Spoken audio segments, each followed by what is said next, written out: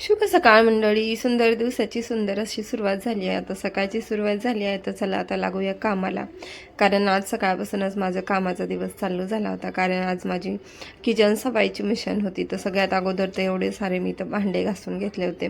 खूपच भांडे पडतात घरात, 2 जरी माणसं असले तरी बघायचंच काम नाही. आणि मला किचन पण आज घासायचं होतं, कारण जास्त घाण पण झालं होतं. आणि जवळ मार्गशीर्ष महिना पण आता उद्यापासून चालू होणार होता. तर चला म्हणलं किचनची वगैरे सफाई करून घेऊया, म्हणजे कसं जरा साफसफाई केल्यासारखं वाटते. आता किचन साफ करत असताना ना मी अगोदर इथं बाटलीत पाणी भरून घेते, सगळीकडे मारून घेते, म्हणजे कसं जे घाण लागलेली असते थोडी सॉफ्ट झाली ना आपल्याला काढायला थोडी सोपी जाते.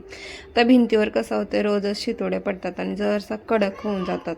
आणि ते कडक झाल्यामुळे न घासलं तरी निघालं ना सोपे जात नाही. आजकाल किचन साफ करण्यासाठी खूप काय काय निघलं आहे, पण मी ना आपल्या साधा भांडे घासायच्या घासणीनेच घासत आहे. याच्यासाठी काही वेगळं काय आणत नाही. आता सगळ्याची किचन साफ करण्याची पद्धत ना वेगवेगळी असते, तर सगळे वेगवेगळ्या पद्धतीने करतात, आपल्याला जसं परवडेल असं. तर सगळ्यात अगोदर इथं मिक्सरचं भांडं घासून घेतलं, मिक्सर घासून घेतलं. त्याच्या खालीसुद्धा खूप घाण बसते सारखं सारखं. मी तसं तर रोजच पाण्याने घासते, पण कसं एखाद्या वेळेस अधूनमधून असं किचनची साफसफाई करावं लागते, म्हणजे कसं स्वच्छ वाटते. आता मधातच मला आंटी आल्या होत्या बोलायला, असंच बोलत होते. आता मी त्यांच्यासोबत थोडा वेळ बसले, पण त्या म्हणल्या नाही, करलो आपापलं काम, कारण मला पण दी उठणार होती, तर मला पण माझं काम करायची गरजच होती. ती एकदा उठली की कसं का वेळ जातो ना काही समजतच नाही. आता मार्गशीर्ष महिना लागणार होता, तर या कधी आयुष्यात मी हे गुरुवार केलेले नाही मार्गशीर्ष महिन्यातले. यावरच विचार करत होते करू की नाही करू.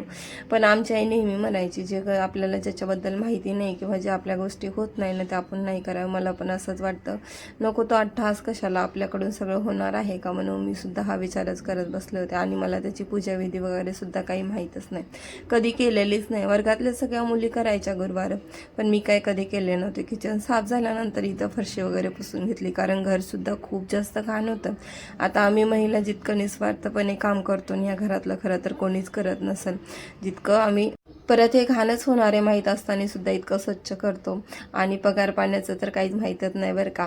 खरं तर मी एका दिवशी माझ्या नवऱ्याला म्हणलं सुद्धा, मी इतकं साफसफाई सगळं घराचं काम करते, तुम्ही ना मला महिन्याला ना 1-2 हजार रुपये तरी पगार द्यायचा. तर त्यांनी मला बोलले की तुला काय गरज आहे, सगळं आणून दिलं ना, मग कशाला पाहिजे पैसे. तर खरं तर त्यांनी पैसे दिलेले मी सुद्धा त्याचं ते जे मला घेणार आहे तेच घेणार असते, पण ते आपल्या हातात कधीच देत नाहीत बरं का. किचनची साफसफाई करून घेतली आणि घराची सुद्धा साफसफाई करायला झाल्यानंतर इकडे देऊबाई आमची उठली होती.